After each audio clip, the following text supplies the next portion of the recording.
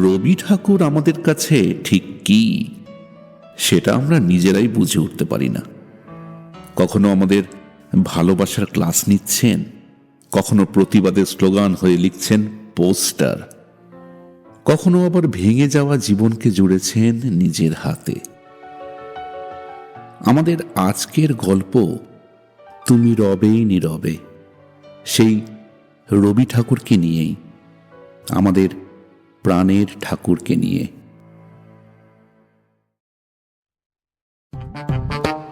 উফ, এই স্বর্গে এসেও এত বিরক্ত হতে হবে ভাবিনি। চিত্রগুপ্ত, আরে কতবার কতবার আর কতবার। এই চিত্রগুপ্ত, হ্যাঁ হ্যাঁ, কতবার ভেবেছিল আপনা ভুলিয়া। আমার গান নিয়ে চ্যাংড়ামো হচ্ছে? না না না না না, মানে দাঁড়ি স্যার, মানে আপনাকে নিয়ে তো সব সময় লড়াই চলছে।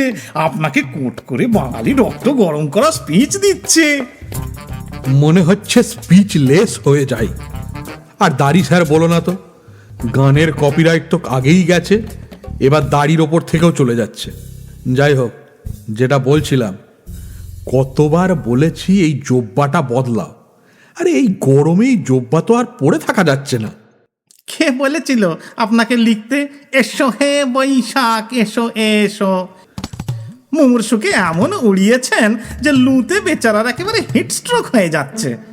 অর্বাচীনের মতো কথা বলো না চিত্রগুপ্ত। চীন? চীন? না না না না, চীন থেকে কিন্তু সাবধান, মানে ওরাই কিন্তু ওই ভাইরাসটা এনেছে। এত বছর আমার সঙ্গে থেকেও ভোকাবুলারিটাতে আর তোমার কোনো উন্নতি হলো না। যাকে এবারে রিপোর্টটা একটু দেবে নাকি? আগে হ্যাঁ, অবশ্যই দাদু স্যার। তা এবার আপনার হ্যাপি বার্থডের জন্যে ধরুন গে 982টা মালা, আপনার 500টার মতো ছবি আর 700টার মতো ওয়ান লাইনার গুগল থেকে ডাউনলোড হয়েছে। ছি ছি ছি ছি ছি, বইটই কেউ কেনেনি নাকি? কেনে নি, তবে পেয়েছে একজন। বাহ বাহ বাহ, তা কে সে? ওই ক্লাস 5-এর একটা মেয়ে রবীন্দ্র রচনাবলীর একটা ফুল সেট জন্মদিনে গিফট পেয়েছে। কি অদ্ভুত কোইন্সিডেন্স, আপনার আর মেয়েটির বার্থডে একই দিনে, 25শে বৈশাখ। বেশ বেশ, তা কি নাম মেয়েটির? চারুলতা সেন। আসলে মেয়েটির মা আর দিদা আপনার মানে খুবই ফ্যান, দিদাই গিফটটা দিয়েছেন। ছোট্ট মেয়ে, রচনাবলীটা একটু কঠিন হয়ে গেছে মনে হচ্ছে। চিন্তা নেই দাদু স্যার, এখনকার ছেলেমেয়েরা আপনার বই পড়ে না। ও মেয়ে আপনার বই খুলেও দেখেনি, দেখবেও না। আমি একটু যাই, বুঝলে? কোথায় যাবেন? চারুলতার কাছে যাই। আহা, আমার নাতনির কথা মনে পড়ে যাচ্ছে গো। আরে আরে আরে আরে, এইভাবে বর্ডার পেরোনো যায় না স্যার। আরে অন্তত ইমিগ্রেশন অফিসে বলে যান আপনার পাসপোর্টটা তো এখনো রিনিউ হয়নি, আপনি তো এখন মর্তের নাগরিকও নন, আপনার কাছে কাগজও নেই। কি বললি আহাম্মক? না না না না না দাদু স্যার, ভুলে গেছে দাদু স্যার, আপনি যান যান যান আপনি। ওদিকে নিজের ঘরে চারুলতা তখন বার্থডে গিফট আনপ্যাক করছে। মা একতলায় ঘুমোচ্ছে।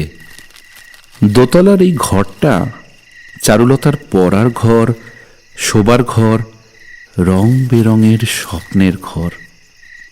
বার্থডে গিফট আনপ্যাক করতে করতে চারু ভাবে, ইস, ক্যালেন্ডারে জন্মদিন চলে যাওয়ার রাতটাকে ধরে রাখতে পারলে বেশ হতো। কাল থেকে আর কেউ তাকে হ্যাপি বার্থডে বলবে না। খুব কষ্ট হয় চারুর। উঠে পড়ে অঙ্ক খাতাটা বের করে, পিছনের পাতা ছিঁড়ে নৌকা বানায়। যখনই কিছু ভালো লাগে না, এক একটা নৌকা বানায় চারু, আর সমস্ত না ভালো লাগাগুলোকে ভাসিয়ে দেয় নৌকায়। আজও যেমন দিচ্ছিল। হঠাৎ একটা গলার আওয়াজ শুনতে পায় চারু। শুভ জন্মদিন চারুলতা। তুই কে? ভয় পেও না। তুমি কে? এখানে ঢুকলে কি করে? আমি ঠাকুর। ঠাকুর? ও, ওই সিংহাসন থেকে বেরিয়ে এসেছো বুঝি? আমার বাবাকে সঙ্গে করে এনেছো? আমি সেই ঠাকুর নই, আমার পদবী ঠাকুর। আমার নাম রবীন্দ্রনাথ ঠাকুর। তুমি রবীন্দ্রনাথ ঠাকুর? কেন, বিশ্বাস হচ্ছে না? তাহলে প্রশ্ন করো। জেনারেল নলেজটা চারুর ভালোই। সে একটার পর একটা প্রশ্ন করতে থাকে। জন্ম, মৃত্যু, ফ্যামিলি ট্রি, কটা গান লিখেছে, কবে নোবেল পেয়েছে, সব মিলে যাচ্ছে। চারু মনে মনে ভাবে, সবই তো ঠিক বলছে। চুরি যদি করতে আসবে, জেনারেল নলেজ কেন পড়ে এসেছে? ওরে নবীন, ওরে আমার কাঁচা, ওরে সবুজ, ওরে অবুজ, আধমরাদের ঘা মেরে তুই বাঁচা। এসব কি বলছো তুমি? বলছি বিশ্বাসে মেলায় বাঙালি। আর সন্দেহ করো না, আমি সত্যিকারের রবীন্দ্রনাথ ঠাকুর। তোমাদের বিজ্ঞাপনের ভাষায় ছবি ও সই মিলিয়ে নিতে পারো। আচ্ছা, তুমি তো খুবই তুমি কি জানো তোমার একটা কবিতা আমাদের সিলেবাসে আছে? ওই হৃদয় আমার নাচিরে আজিকে, সেখানে কলাপের মতন করেছো বিকাশ। এই লাইনটার মানে লিখতে পারিনি বলে 3 নম্বর কাটা গেছে। এসব কঠিন কঠিন কথা কেন লিখেছো তুমি? আহারে, আচ্ছা, তুমি নৌকা বানাতে খুব ভালোবাসো বুঝি? ঘরের চারিদিকে নানা রঙের, নানা সাইজের নৌকা, লাল, সবুজ, বেগুনি। হঠাৎ করে দেখলে মনে হয় এক ঘর সমুদ্রে কে যেন রামধনু এঁকে দিয়েছে। চারু বলে, হ্যাঁ, আমার না নৌকা বানাতে খুব ভালো লাগে। রাত্রিবেলা যখন ঘুম আসে না, কিংবা যখন খুব মন খারাপ হয়, ওই এক একটা নৌকায় আমার এক একটা মন খারাপ সাজিয়ে রাখি, আর তারপর জলে ভাসিয়ে দিই। চারুর কথা শেষ হলে জোব্বা পরা দীর্ঘ ভদ্রলোক এগিয়ে যান খাটের পাশে রাখা বইয়ের শাড়িটার দিকে, যেগুলো চারু পেয়েছে তার দিম্মার কাছ থেকে। রবীন্দ্র রচনাবলীর সেট থেকে একটা বের করে ওল্টাতে থাকেন পাতা। তারপর বলে ওঠেন, ছুটি হলে রোজ ভাষাই জলে কাগজে নৌকাখানি, লিখে রাখি তাতে আপনার নাম, লিখি আমাদের বাড়ি কোন গ্রাম। বড় বড় করে মোটা অক্ষরে যতনে লাইন টানি, যদি সে নৌকা আর কোন দেশে আর কারো হাতে পড়ে গিয়ে শেষে, আমার লিখন পড়িয়া তখন বুঝিবে সে অনুমানী, কার কাছ হতে ভেসে এলো স্রোতে কাগজে নৌকা খানি। চারু অবাক হয়ে তাকিয়ে থাকে লোকটার দিকে। ওর মনে পড়ে যায় টিম টমের কথা, যার সঙ্গে ওর স্বপ্নে দেখা হয়, যার কাছে ওর ওই লাল, সবুজ, বেগুনি সব নৌকাগুলো জমা হয় একটা একটা করে। কিন্তু এই বুড়ো মতো লোকটা সেটা জানলো কি করে? এসব কথা তো চারু ডায়েরিতেও লেখেনি, বেস্ট ফ্রেন্ড ঐশানীকেও বলেনি। এগুলো তো চারুর সিক্রেট। লোকটা কি তাহলে সত্যি সত্যি ঠাকুর? মা বলে ঠাকুর সব জানে। ভাবতে ভাবতে হারিয়ে গিয়েছিল চারু। তারপর এক সময় ভোরের গন্ধটা ঢুকে পড়ে জানলা দিয়ে, ঠিক যেভাবে সমস্ত হারিয়ে যাওয়ারা ফিরে আসে ভোরের আলোর সাথে। ছোট্ট চারুলতাও ফিরে আসে ঘোর কাটিয়ে। দেখে শেষ রাতের রেশটুকুর সঙ্গে মিলিয়ে যাচ্ছে ওই অদ্ভুত জামা পরা দাড়িওয়ালা লোকটা।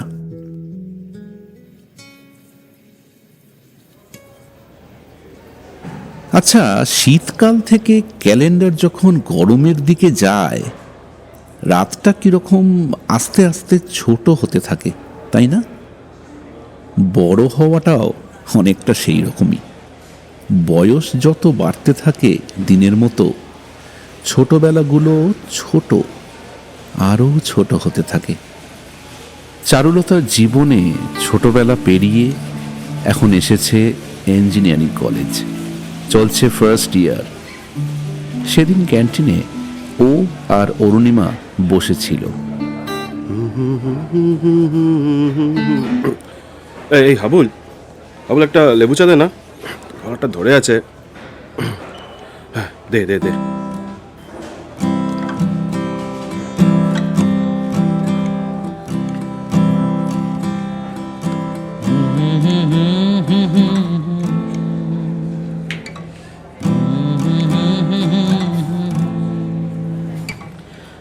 দূর হতে আমি তারে সাধিব, গোপনে বিরহ ডোরে বাঁধিব। দূর হতে আমি তারে সাধিব, গোপনে বিরহ ডোরে বাঁধিব। বাঁধন বিহীন সেই যে বাঁধন, অকারণ মায়াবন বিহারিণী। মায়াবন বিহারিণী হরিণী, গহন স্বপন সঞ্চারিণী। কেন তারে ধরিবারে করিপন, অকারণ মায়াবন বিহারিণী। মায়াবন বিহারিণী। কিরে চারু, আর কতক্ষণ হাঁ করে দেখবি?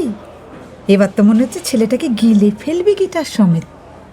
বাজে বকিস না। যাই বল, অমিতটা কিন্তু টেগর সংসগুলো বেশ ভালো গায়। টেগর সং?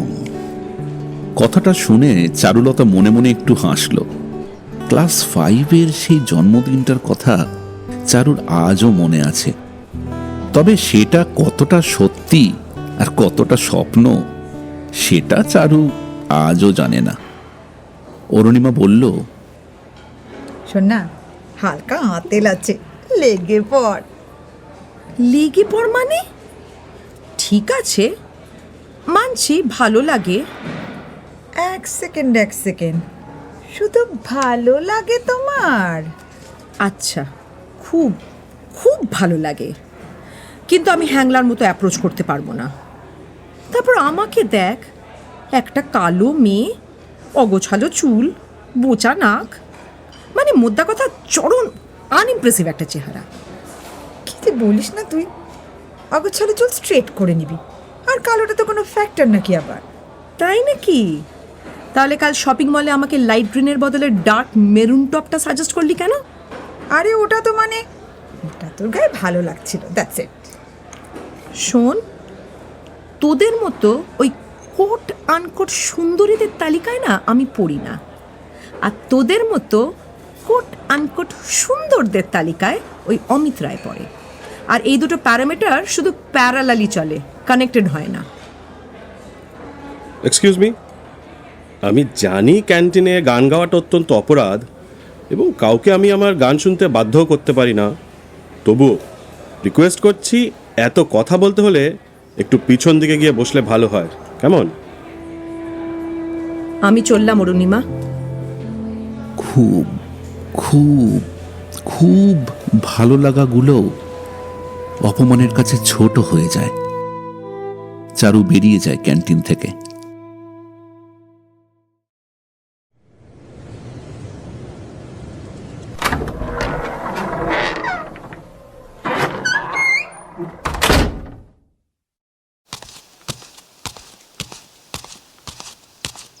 বাড়ি ফিরেই চারু সোজা নিজের ঘরে চলে যায়। সাধারণত সে কলেজ থেকে ফিরে মায়ের সাথে একটু খোঁজ গল্প করে, কিন্তু আজ তার মেজাজটা বেশ বিগড়ে আছে। সেটা তার মা টের পেয়ে একটু চিড়ে ভাজা আর চা নিয়ে যায় চারুর ঘরে। কিরে, মুড অফ নাকি তোর? আরে না, কিছু হয়নি। বললেই হবে। আচ্ছা বাদ দে, এই নে চিড়ে ভাজা আর চাটা খেয়ে নে তো, দেখবি মন একদম ভালো হয়ে যাবে। ঠিক আছে, তুমি রেখে যাও, আমি খেয়ে নেব। চারু ওর পড়ার টেবিলের ওপর মাথাটা পেতে চেয়ারে বসেছিল। ওর মা টেবিলের দিকে এগিয়ে গিয়ে রবীন্দ্র রচনাবলীটার উপর হাত বোলাতে থাকে। চারুর বাবার কথা খুব মনে পড়ছিল ওনার। জানিস, তোর বাবা আর আমি ছিলাম ঠিক যেন গঙ্গার এপার আর ওপার। স্বভাব চরিত্রের কোনোই মিল ছিল না, কিন্তু আমাদের ওই দুই মেরুকে এক সুতোয় বেঁধে রেখেছিল রবীন্দ্রনাথ। তোর বাবার রূপ দেখে নয় রে, আমি প্রেমে পড়েছিলাম ওর গলায় ঠাকুরের কবিতা শুনে। আমাদের সংসারে যখনই কোনো দুঃসময় আসতো বা আমি অভিমান করে মুখ ঘুরিয়ে থাকতাম, তোর বাবা তখন কবিতা পড়তে শুরু করত। ওই শব্দগুলোর কি যে মায়া, শুনলেই আমার সব রাত জল হয়ে যেত। আসলে ঠাকুরকে বোঝা যেমন কঠিন, একবার বুঝে ফেললে তাকে না ভালোবেসে থাকা তেমনি অসম্ভব। আর তার সৃষ্টির পাগল যারা হয় তাদের বোধহয় অজান্তেই ভালোবেসে ফেলতে হয়। তোর বাবাকে ঠিক সেইভাবেই ভালোবেসেছিলাম রে, রবীন্দ্রনাথের হাত ধরে। মা যে কেন হঠাৎ রবীন্দ্রনাথ ঠাকুরের কথা বলল সেটা বুঝতে পারল না চারু। শুধু মাকে জড়িয়ে একবার ডুকরে কেঁদে উঠল।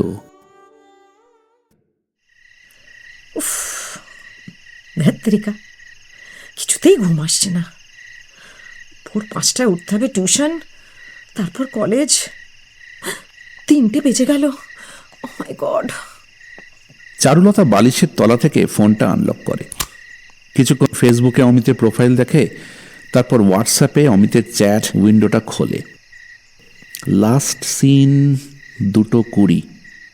কথা হয়েছে হাতে গোনা কয়েকবারই, সবই কেজো কথা।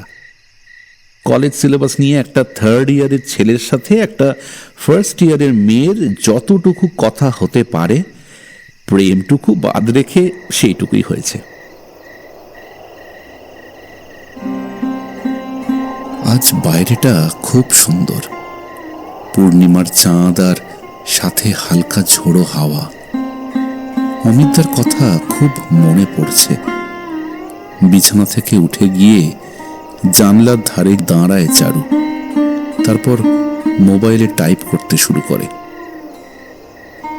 জানি অনেক রাত হয়ে গেছে, তোমাকে এসব কথা এখন বলা ঠিক নয়, কিন্তু আজ ক্যান্টিনে।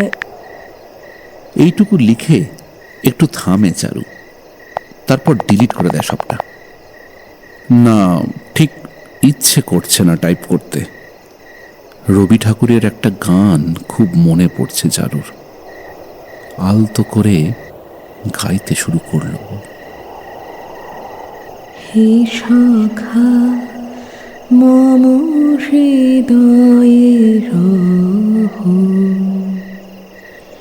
হে সখা মম হৃদয়ে রহ, সংসারে সব কাজে ধ্যানে জ্ঞানে হৃদয়ে রহ, হে সখা মম হৃদয়ে রহ।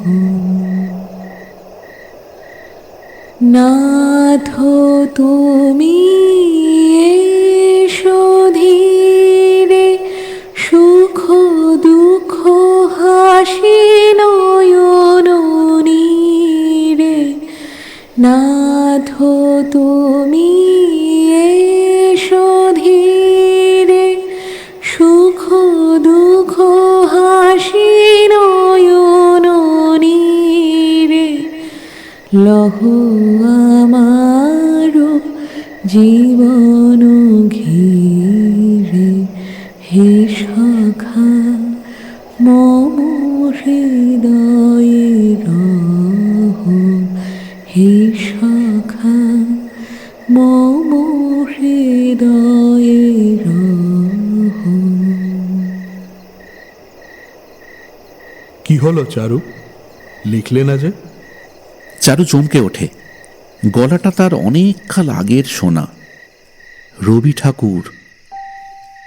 জানলা দিয়ে রাস্তার আলো এসে পড়েছে ঘরের ভিতর। এই আলোটা কিরকম একটা আবছায়ায় আছে। চারু দেখে ক্লাস 5-এর সেই রাতটা নেমে এসেছে আবার। চারুর বয়স বেড়েছে, কিন্তু কবির তো বয়স বাড়ে না, রবিরও বয়স বাড়ে না। রবি ঠাকুর এগিয়ে যায় তার পড়ার টেবিলের দিকে, ধুলো মাখা রবীন্দ্র রচনাবলীর দিকে। রচনাবলীর একটা খণ্ড তুলে নিয়ে পাতাটা উল্টায়। তারপর চারুর দিকে এগিয়ে আসতে আসতে বলে, বইগুলো বই পড়তে ভালো লাগে না। আমি তোমার কাছে দুঃখ করবার জন্য চিঠিটা লিখছি নে। মানে কিসের চিঠি? আমি তোমার কাছে দুঃখ করবার জন্য চিঠিটা লিখছি নে, কিংবা তোমার কাছে অভিমান করাও আমার উদ্দেশ্য নয়। আমি ভাই কোনো কোনো লোকের মতো ঢাক ঢোল বাজিয়ে অভিমান করতে পারি নে। যদি আমি অভিমান করি তো সে মনে মনে। আমার অভিমানের অশ্রু কেউ কখনো দেখতে পায় না। আমার অভিমানের কথাও কেউ কখনো শোনেনি। অভিমান আমার কাছে এমনই গোপনের সামগ্রী। তুমি তুমি এগুলো জানলে কি করে? লিখলে কি করে? এই এই তুমি ঠিক ঠিক করে বলো তো, তুমি কে? আমি প্রাণের মানুষ। শোনো, এসব আঁতলামি রাখো। আঁতলামি ওই অমিত করে। আমি কিচ্ছু বুঝি না, শুধু এটুকু বুঝি যে ওর সামনে কিছুই বলে উঠতে পারি না। জানো, আয়নার সামনে দাঁড়িয়ে কতবার প্র্যাকটিস করি, কত কথা সাজিয়ে গুছিয়ে মুখস্থ করি। ওর আড়ালে সেসব কথা রিহার্স করি কতবার, কিন্তু যেই ও চোখের সামনে চলে আসে কিছুই আর বুঝিয়ে উঠতে পারি না। পৃথিবীর সবচেয়ে বড় দূরত্ব কোনটা জানো চারু? কোনটা?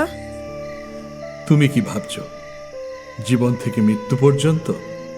না, সবচেয়ে বড় দূরত্ব হলো যখন আমি তোমার সামনে থাকি, কিন্তু তুমি জানো না যে আমি তোমাকে কতটা ভালোবাসি। চারুলতা আর কোনো কথা বলতে পারে না। চুপ করে তাকিয়ে থাকে আলো আঁধারিতে মিশে থাকা জব্বা পরা লোকটার দিকে। আর সেই সাউন্ড অফ সাইলেন্সে একটু একটু করে মিলিয়ে যায় প্রাণের ঠাকুর। পরের দিন কলেজ ক্যান্টিনে তোলপাড় আলোচনা চলছে। এরই মধ্যে হঠাৎ গিটার টিউন করার আওয়াজ শোনা যায়। এই আরে সরি সরি সরি, তোরা চালিয়ে যা, আমি একটা ভালো দেখে ব্যাকগ্রাউন্ড মিউজিক দিচ্ছি না হয়। কি রে ইডিয়েট, কখন থেকে ফোনটা করে যাচ্ছি তোকে? ফোনটা কি জলে ফেলে দিয়েছিস? এই সরি সরি সরি, ব্যাগে রয়ে গেছে রে, সাইলেন্ট করা আছে মনে হয়। দাঁড়া দাঁড়া একটু দেখি। আমাকে পিজির নোটসগুলো একটু দে তো, জেরক্স করাবো। বস না, লাঞ্চটা করে নি, তারপরে একসাথেই বেরোবো না হয়। আমারও কয়েকটা জিনিস জেরক্স করাতে হবে। চারু এবার ক্যান্টিনের বাকিদের দিকে তাকায়। বাকিদের ঠিক নয়, তাকায় একজনের দিকে। সেই একজনের যদিও চোখ এবং মন দুটোই অন্যদিকে। চারু বলে ওঠে, না, আমি ক্লাসেই খেয়ে নেব। তোর হয়ে গেলে চলে আসিস। আমি উঠলাম। কালো তারে বলে গায়ের লোক, মেঘলা দিনে দেখেছিলে মাঠে। ও কালো মেঘ, কালো হরিণ চোখ, ঘুমটা মাথায় ছিল না তার মোটে, মুক্ত বেনি পিঠের পরে লোটে। কালো তা সে যতই কালো হোক, দেখেছি তার কালো হরিণ চোখ। কৃষ্ণকলি আমি তারে বলি, কৃষ্ণকলি আমি তারে বলি। কিরে, হাসিস না, বাইরে চল। কলেজের মাঠের ধারে একটা বিশাল আম গাছ। ওই আম গাছের ছায়াটা চারুর বড্ড প্রিয়। সেই ছায়াতেই চারু আর অরুণিমা বসেছিল। উফ, গানটা না জাস্ট ফাটিয়ে গাইলো কিন্তু, তাই না রে? তুই কিন্তু বাড়াবাড়ি করছিস অরুণিমা, একটা অসম্ভবকে নিয়ে টানা হ্যাচড়া করছিস। আচ্ছা, আমি কি তোকে ওর গান শুনে ওকে চুমু খেতে বললাম? ছেলেটা একটা ভালো গান গাইলো, আমি শুধুমাত্র প্রশংসা করলাম। আর তুই এত রিয়াক্ট করছিস কেন সেটাই তো বুঝতে পারছি না। আচ্ছা বলছি, অমিতদা আজ যে গানটা গাইলো সেটা যদি বাই এনি চান্স তোকে ডেডিকেট করার জন্যে? না প্লিজ, তুই আমার মাথায় উল্টো পাল্টা জিনিস একদম ঢোকাবি না। আমি কিন্তু কখন থেকে ফোন করে যাচ্ছি তোকে, ফোনটাকে জলে ফেলে দিয়েছিস? কেন, কি দরকার? বলবো, তবে এখানে নয়। ওঠ ওঠ ওঠ, চল চল তাড়াতাড়ি চল। কেন যাব? মানে কোথায় যাব? এত প্রশ্ন করিস কেন? ক্লাসে এত প্রশ্ন করিস নাকি? যেখানে বলবো সেখানে যাবি। এই অরুণিমা, এই তোর বন্ধুকে নিয়ে গেলাম, ওর জন্য ওয়েট করিস না, ওর আজকে একটু দেরি হবে। হ্যাঁ হ্যাঁ হ্যাঁ, ঠিক আছে, হ্যাভ ফান। কলেজ গেটের উল্টো দিকেই একটা চায়ের দোকান। অমিত আর চারু রাস্তা পেরিয়ে চায়ের দোকানে এসে বসে। শিবুদা, দুটো লেবু চা দাও তো। এই, তুই লেবু চা খাস তো? হ্যাঁ। একটা ঠেলা গাড়ি, তার সামনে কাঁচের বোতলে সাজানো বিস্কুট, কয়েক শতাব্দী পুরনো লাড্ডু আর গজা। সামনে দুদিকে দুটো কাঠের বেঞ্চ আর একটা ঘেরঘেরে রেডিও। এই হচ্ছে শিবুদার চায়ের দোকান। এই ভাঙাচোরা ধুলো লাগা ছোট্ট দোকানটা যেন নিজেই একটা পৃথিবী, সব সময় নিজের তালে নিজের মতো গম গম করছে। তবে এখন এই খাঁখা দুপুরবেলায় ভিড়টা একটু কম থাকে। এই নে ধর। আচ্ছা, তখন ওভাবে ক্যান্টিন থেকে বেরিয়ে গেলি কেন? থেকে কি করতাম? তুমি অপমান করতে আর আমি মাথা নিচু করে শুনতাম। ভালোবাসলে অনেক কিছুই যে সহ্য করতে হয় চারুলতা সেন। একটু বকা খেলে বুঝি তোর অপমানে লাগে? মানে? ভুল উত্তর। তুমি শূন্য পেয়েছ। পরের প্রশ্ন, তখন ওই কৃষ্ণকলি আমি তারেই বলি গানটা কেন গাইলাম বলতো? তোমার গিটারে রবীন্দ্রসঙ্গীত গাইতে ভালো লাগে, সবাই জানে। আবার ভুল উত্তর। তাই যদি হবে তাহলে আয় তবে সহচরী, বা আলো আমার আলো, বা মেঘের কোলে রোদ এসেছে, সব ছেড়ে আমি ওই গানটাই কেন গাইলাম? জানি না। কারণ চারুলতা সেন, তোমার ওই চোখ দুটো ভীষণ ডেঞ্জারাস। তুমি যখন মোটা করে কাজল টেনে তাকাও না, তখন পৃথিবী জুড়ে যুদ্ধ শুরু হয়। যুদ্ধ শুরু হয় আমার ভেতরে। এসব এসব কি বলছো অমিতা? তুমি আমাকে, মানে আমি তো ভাবতাম তোমার আমাকে পছন্দই হয় না। হয় না তো?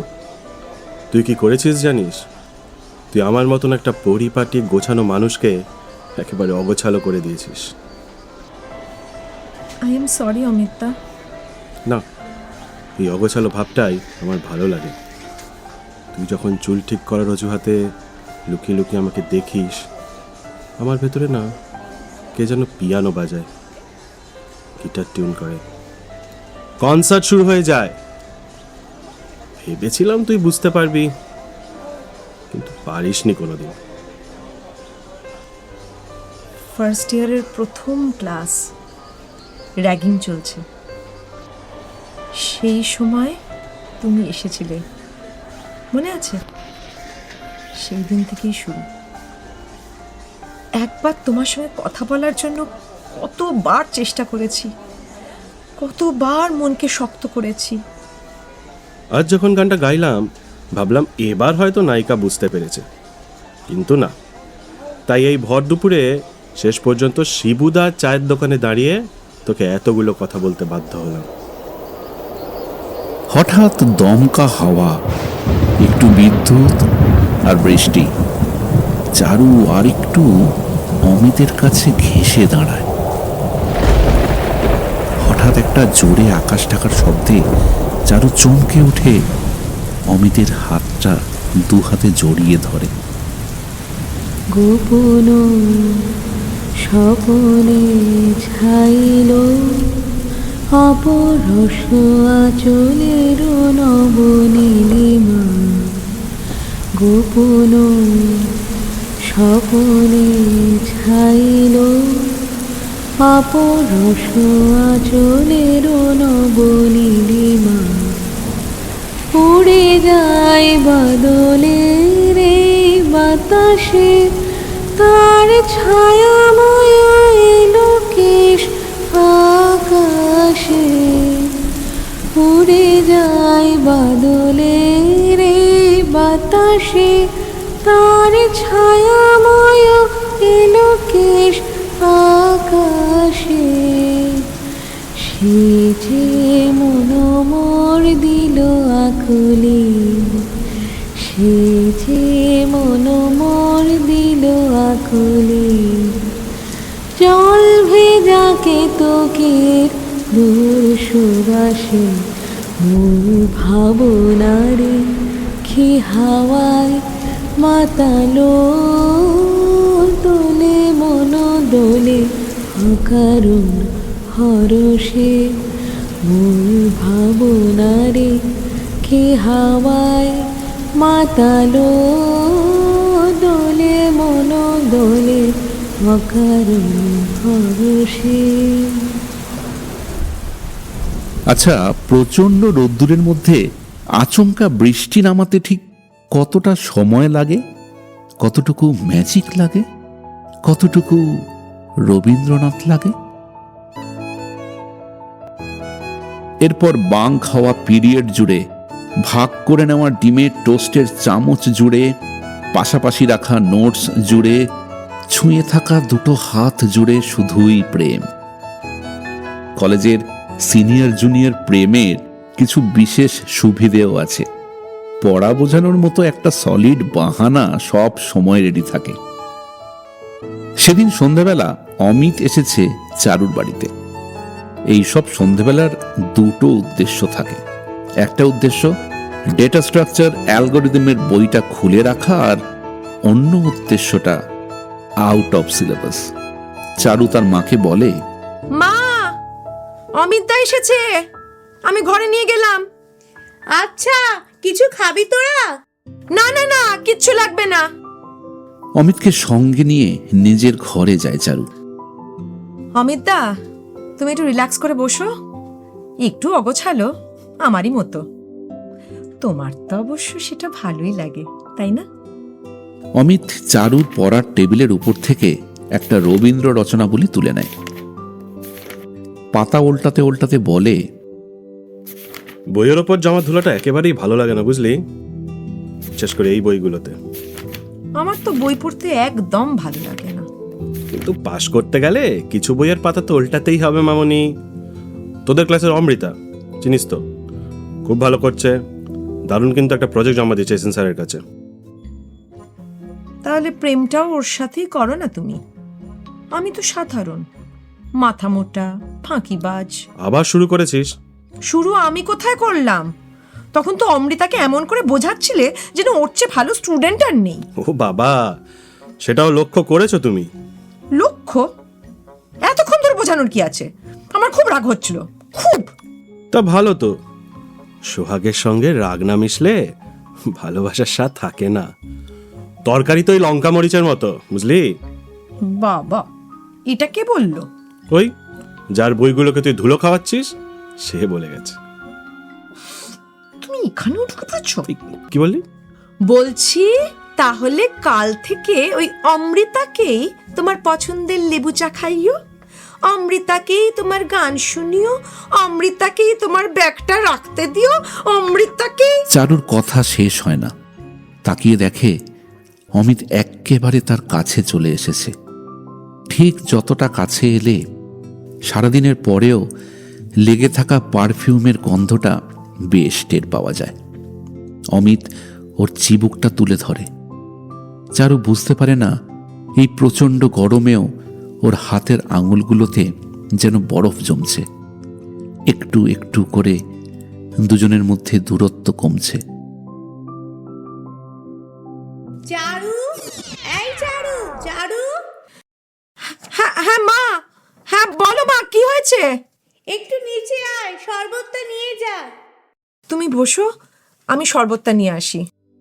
এটাই তো দোষ। আমি আবার কি করলাম?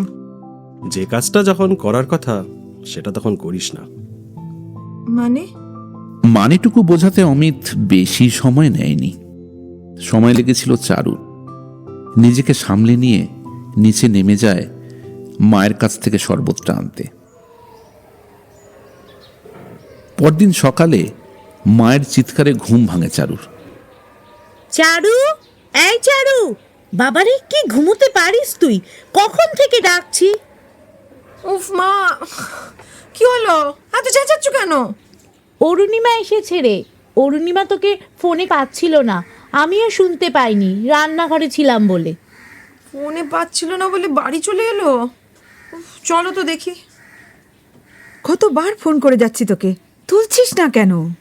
এহে, কাল তাহলে সাইলেন্ট করে ঘুমিয়ে পড়েছিলাম। কি হয়েছে বল। চারু, তুই শিগগির কলেজে চল। অমিতদা, অমিতদা। কি কি হয়েছে অমিতদার? অমিতদার বাইকটা সকালে অ্যাক্সিডেন্ট করেছে। মানে কি বলছিস তুই? ওকে হসপিটালে নিয়ে গেছে। তুই কলেজে চল আগে প্লিজ, আমরা হসপিটাল যাব তারপর। চারু, এই চারু, শুনছিস? চারুর কানের কাছে ভীষণ জোরে শব্দ হতে থাকে। ওর সমস্ত শরীর যেন কেউ অবশ করে দিয়েছে।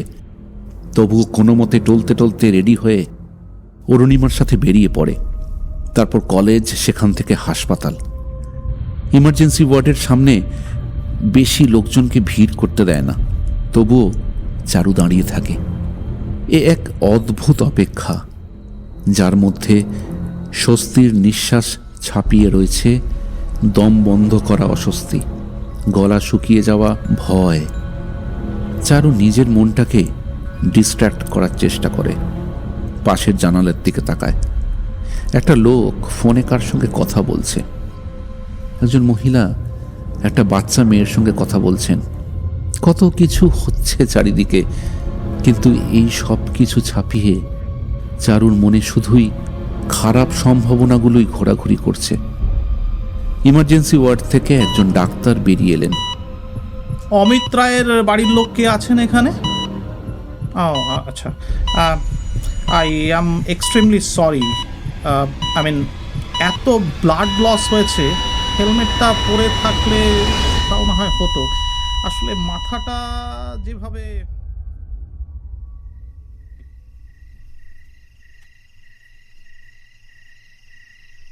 শোন না মা, আমি আর শুই না তোর সাথে। না মা, দরকার নেই। দরকার আছে, আমি আজকে রাতটা থাকি তোর সাথে। উফ, বললাম তো দরকার নেই। তুমি যাও তো, বিরক্ত করো না। চারুর মা মেয়ের মাথায় হাত বুলিয়ে বেডরুমে আলোটা বন্ধ করে দিয়ে চলে যান। রাস্তার ল্যাম্পপোস্টের আলো এসে পড়েছে ঘরটার ভিতরে। চারু তার ঘরটাকে দেখে। এখনো ঘরের ভেতরে এই বিছানার চাদরে, ওই পড়ার টেবিলটায় ওই ধুলো লাগা রবীন্দ্র রচনাবলীর গায়ে লেগে আছে অমিতের আঙুরগুলো। মনে হচ্ছে কই সবই তো ঠিক আছে। এই মাত্র অমিত এসে বসবে তার পাশে। এই মাত্র অমিতের পারফিউমের গন্ধটা চারুকে মাতাল করে দেবে। এই মাত্র। তবু মনে রেখো, যদি দূরে যাই চলে, যদি পুরাতন প্রেম ঢাকা পড়ে যায় নবপ্রেম জালে। যদি থাকি কাছাকাছি, দেখিতে না পাও ছায়ার মতন আছি না আছি, তবু মনে রেখো। যদি জল আসে আখি পাতে, একদিন যদি খেলা থেমে যায় মধুরাতে, তবু মনে রেখো। তুমি তো ঠাকুর, তোমার নিশ্চয়ই অনেক শক্তি আছে। আমাদের ভীষণ কষ্ট হচ্ছে, একটু ঠিক করে দেবে? আচ্ছা, এরকম করেই যদি চলে যাবে, তাহলে এত ভালোবাসলো কেন? এখন আমি কি করব? আর কোনো দিন ওকে দেখতে পাবো না, ছুতে পাবো না, পাশে বসতে পারবো না, গান শুনতে পারবো না।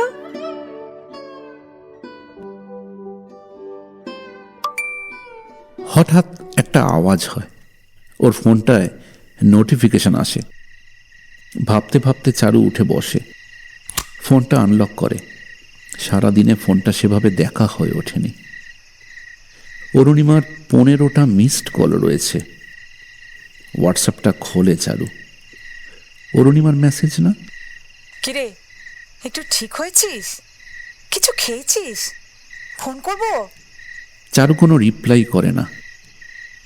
হঠাৎ ওর খেয়াল হয়, আরে অমিতের একটা মেসেজ রয়েছে আনরেড।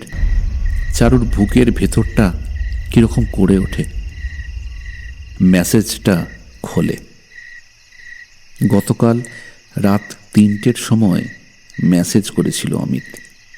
না, মেসেজ নয়, ভয়েস নোট। চারু প্লে করে। এই যে চারুলতা সেন, আমার ভেতরটা অগোছালো আর এলোমেলো করে দিয়েছো তুমি। আজ তোর বাড়ি থেকে ফেরার সময়টা বড় অদ্ভুত লাগছিল। মনে হচ্ছিল সময়টাকে যদি ওখানেই আটকে দিতে পারতাম। আমি জানি না কেন, তবে এখন এই ঘন রাতের মধ্যে আমার আর তোর মধ্যে কোনো দূরত্বই বোধ করছি না। কাল তোর বাড়ি থেকে বেরোনোর সময় মনটা মনে হয় তোর বাড়িতেই ফেলে এসেছি। ওটাকে সাবধানে তোর মনের মধ্যে রেখে দিস, কেমন? বসন্ত দিন আবার আসে, পূর্ণিমা রাত আবার হাসে। বকুল ফোটে রিক্ত শাখায়, এরাও তো নয় যাবার। সহস্রবার বিদায় নিয়ে এরাও ফেরে আবার। তুমি এসব কি বলছো ঠাকুর? ভ্রমক্রমে ক্ষণিকতরে এনগো জল আখির পরে। আকুল স্বরে যখন কব সময় হলো যাবার, তখন না হয় হেসো যখন ফিরে আসবো আবার। চারু দেখতে পায় ঠাকুরের পিছনে অনেক দূর থেকে আবছায়ার মতো কেউ এগিয়ে আসছে। তার সমস্ত দুঃখ, সমস্ত শোক, সমস্ত জমে থাকা অভিমান, সমস্ত উথাল পাথাল করা কান্না একটু একটু করে শান্ত হচ্ছে। ঘুমিয়ে পড়ছে চারু। চারু দেখছে ওই যে ওরা দুজনে একটু একটু করে ছায়ার মতো এগিয়ে আসছে তারই দিকে। তারপর মায়ার মতো ঘিরে ধরছে তাকে, তার দুঃখ রাতের ঘুম পাড়ানি গান হয়ে, এক নতুন ও চিরন্তন ভোরের আলোর অপেক্ষায়। রবীন্দ্র রচনাবলীর 7ম খণ্ডের 264 নম্বর পাতাটা খুব ভালোবেসে জড়িয়েছিল তখনও চারুর হাতটা।